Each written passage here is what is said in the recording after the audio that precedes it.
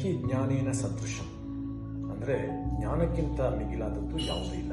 ಆದರೆ ಶ್ರದ್ಧಾಯಾಮ್ ಲಭ್ಯತೆ ಜ್ಞಾನ ಅಂದರೆ ಆ ಒಂದು ಜ್ಞಾನವನ್ನು ಪಡಿಬೇಕು ಅಂತ ಹೇಳಿದ್ರೆ ಅಗಾಧವಾದಂಥ ಶ್ರದ್ಧೆಯ ಅಗತ್ಯ ಇದೆ.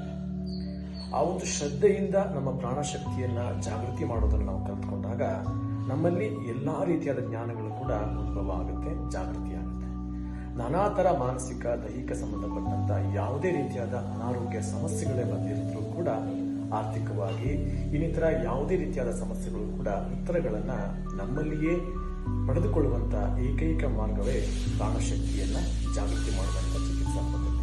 ಹಾಗಾಗಿ ಜ್ಞಾನಕ್ಕಿಂತ ಮಿಗಿಲಾದದ್ದು ಯಾವುದೂ ಇಲ್ಲ ಅಂತ ಪರಿಗಣಿಸಿದಾಗ ಆ ಜ್ಞಾನವನ್ನ ಪಡ್ಕೊಳ್ಬೇಕು ಅಂತ ಹೇಳಿದಾಗ ಅಗಾಧವಾದ ಶ್ರದ್ಧೆಯ ಅಗತ್ಯತೆ ಇರುತ್ತೆ.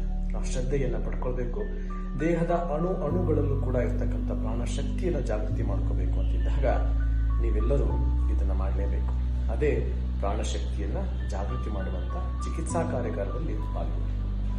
ನೀವು ಈಗ ಹಾಕಿ ತೆಗೆದು ಇಡುವಂತಹ ಒಂದು ಬಟ್ಟೆಯ ಒಂದು ದರ ಇರಬಹುದು, ಅಥವಾ ರಾತ್ರಿ ಊಟ ಮಾಡಿ ಬೆಳಗ್ಗೆ ಮಲ ಹೋಗುವಂತ ಅದಕ್ಕೆ ಉಪಯೋಗಿಸುವಂತ ಒಂದು ಸಣ್ಣ ದೇಣಿಗೆಯಿಂದ ಜೀವನ ಪರ್ಯಂತ ನಮ್ಮ ಜೊತೆಗೇನೆ ನಿಸ್ವಾರ್ಥ ಮನೋಭಾವದಿಂದ ಕಾರ್ಯಪ್ರವೃತ್ತವಾಗಿರ್ತಕ್ಕಂಥ ನಮ್ಮ ಪ್ರಾಣಶಕ್ತಿಯ ಬಗ್ಗೆ ಒಂದು ಸಣ್ಣ ಎಚ್ಚರಿಕೆಯನ್ನು ನಾವು ಪಡ್ಕೊಂಡಾಗ ನಾನಾ ಥರ ಸಮಸ್ಯೆಗಳಿಂದ ಹೊರಗಡೆ ಬರ್ತದೆ. ಎಲ್ಲ ಅವಕಾಶಗಳು ಪದೇ ಪದೇ ಸಿಗೋದಿಲ್ಲ. ಸಿಕ್ಕಂತ ಉತ್ತಮ ಅವಕಾಶಗಳನ್ನ ಸದುಪಯೋಗ ಪಡಿಸ್ಕೊಳ್ಳುವಲ್ಲಿ ನಾವೆಲ್ಲರೂ ಜಾಣರಾಗೋಣ, ಜಾಣ್ಮೆ ನಮ್ಮದಾಗಿಸ್ಕೊಳ್ಳೋಣ. ಹಾಗಾಗಿ ಪ್ರತಿಯೊಬ್ಬರು ಕೂಡ ಪ್ರಾಣಶಕ್ತಿಯನ್ನ ಜಾಗೃತಿ ಮಾಡೋ ಚಿಕಿತ್ಸಾ ಕಾರ್ಯಗಳಲ್ಲಿ ಪಾಲ್ಗೊಂಡು ಒಂದು ಉತ್ತಮ ಚಿಕಿತ್ಸಾ ಮಾರ್ಗವನ್ನ ಕಂಡುಕೊಳ್ಳಿ. ನಮಸ್ತೆ.